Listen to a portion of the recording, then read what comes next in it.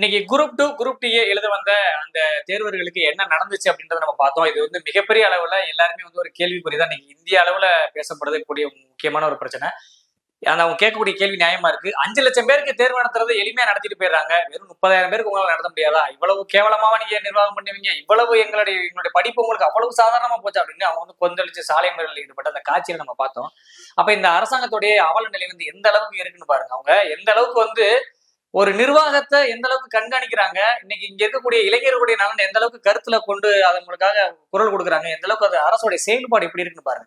ஒரு அதிகாரி வந்து சொல்றாரு, டெக்னிக்கல் ஃபால்ட்டுங்க, ஏதோ ஒரு ஹால் டிக்கெட் இஷ்யூ பண்றதா எங்களுக்கான ஒரு டெக்னிக்கல் ஃபால்ட் வந்துருச்சு, அதனால நாங்க தேர்வு வந்து ஒத்தி வச்சிட்டாங்க, நடத்த முடியல அப்படின்னு சொல்றது எவ்வளவு பெரிய கேள்விக்குறியான ஒரு விஷயம்.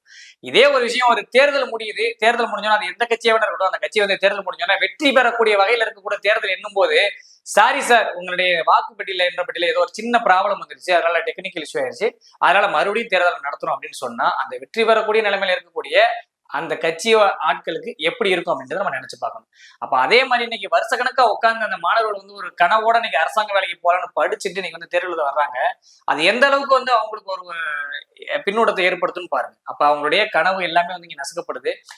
டெக்னிக்கல் ஃபால்ட்டாவே இருக்கட்டும், அதை நம்ம ஏத்துக்கிறோம். ஆனா அந்த டெக்னிக்கல் ஃபால்ட் யாரால ஏற்படுது? அந்த டெக்னிக்கல் ஃபால்ட் ஏற்படாத வகையில தேர்வு நடத்தக்கூடிய மாநிலங்கள் எத்தனையோ மாநிலங்கள்ல தேர்தல் நடத்துறாங்க. இங்க ஏன் அது சரிவர நடத்தப்படல அப்படிங்கறது அவங்களுடைய கேள்வி.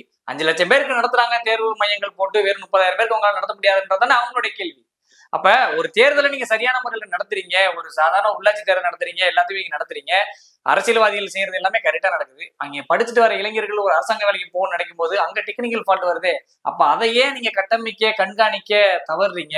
அது யாருடைய பொறுப்பு? இதுக்கு யார் பதில் சொல்றது? இந்த மாணவர்களுடைய அந்த படித்த இளைஞர்களுடைய அந்த கேள்விக்கு இங்க பதில் சொல்லக்கூடிய பொறுப்பாளர் யார் அப்படிங்கிறது தான் எல்லாருடைய கேள்வியுமே.